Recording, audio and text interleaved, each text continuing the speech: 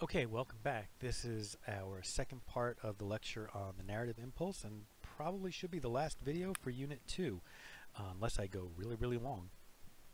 So when we last left off, we were talking about these two illustrations. I was talking about the importance of illustration, and some of the best illustration is done for children's books, done for the very young, like a picture book, like Where the Wild Things Are. And the reason is because they have to do almost all the work with the pictures. A picture book really cannot have a lot of text in it, whether it's The Very Hungry Caterpillar or Where the Wild Things Are.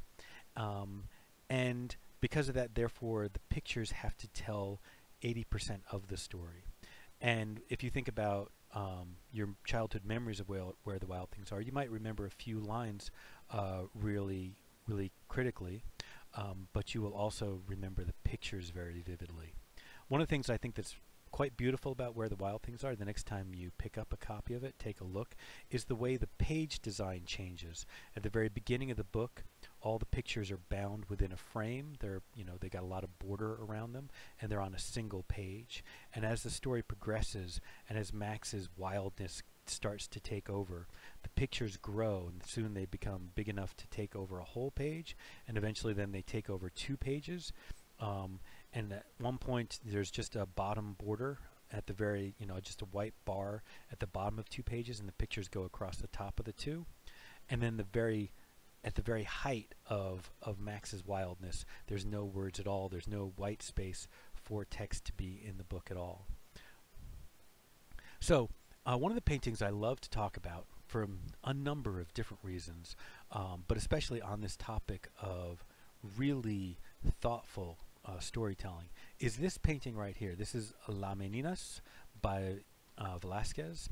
And at first, it doesn't look like a picture that's really telling a story at all. Instead, it seems like it's just kind of it's a portrait painting, sort of it's a court portrait kind of painting, or maybe a scene from a court. But the more you examine it, the more you realize that this is a painting telling the story about painting, telling the story about a painter's position in a court. So if we look at this painting and we think about it, let's pause for a moment and think about, what is this painting about, right? And probably right away leading to, well, it must really be about her, right? She is the young princess. But the title actually refers to her maidens, the young women who are there to amuse her. So she's the young princess, and she's lit in such a way, and she's centered in such a way, and the composition is organized in such a way that definitely does seem to be about her. And then the more we look at it, we realize, okay, and here's the painter. That's a portrait of Diego Velázquez, and he's got a palette in hand and brush in hand, and there's this big giant painting in front of him. And so we might pause to think, okay, wait, I'm looking at a big giant painting, and in the big giant painting there's a painter who's painting a big giant painting. He must be painting this painting. But he's not painting this painting, because he's not looking at her, right, the young princess, and he's not looking at the maidens who are there to amuse her. He's looking at us. We, the people standing in front of the painting, we're the subject of the painting that he's painting. But who are we? Well, there's a clue. If you look really carefully, there's a mirror at the back end of the room. And in the mirror, you can see a reflection of the 2 people that Velázquez is painting.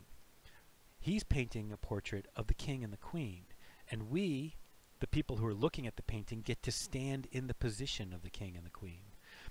And then, so these people here, they're not here, right, to be painted. They're not here to be the subject of the painting. They're here to amuse us because we are having our portrait done. So there's a lot more that's going on in this painting, but that basic narrative idea that now all of a sudden we have a painting that is about the painting that's being painted, but at the same time we have this kind of confusion because the object that we're looking at is obviously not the painting he's working on here, and that also we get to stand in the position of being the king and queen of Spain while he's painting us, makes it a very complex layering of narrative. It's an amazing painting in so many ways, but especially in that way, in the way it layers this kind of like all this information and all this story.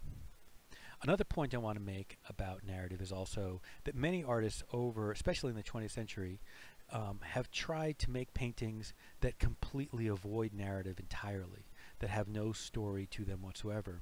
But one of the things that's interesting is that it's almost impossible to do that. Malevich was a painter. He belonged to a group of artists known as the Suprematists, and their idea was to try to make art as simple and just about the supreme forms, the just basic geometric forms of painting and nothing else.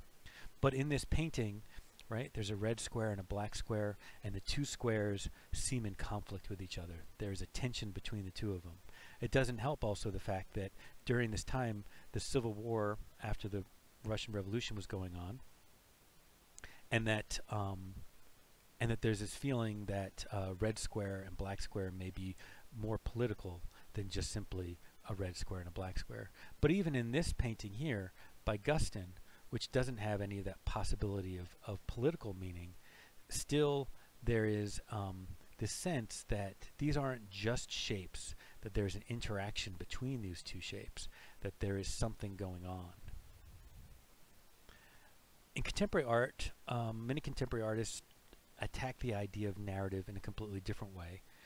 Here's one example. I'm not going to talk about both Gillian Waring pieces, but you can look up the Signs That Say piece if you want to learn more about that. But I'll just talk about the dancing piece.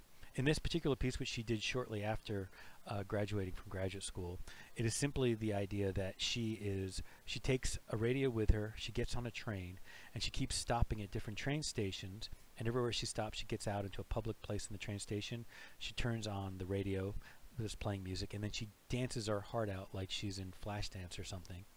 And then the people who observe her doing this become part of the narrative. This piece becomes as much about how other people react to her just dancing bizarrely, energetically in the middle of a public space.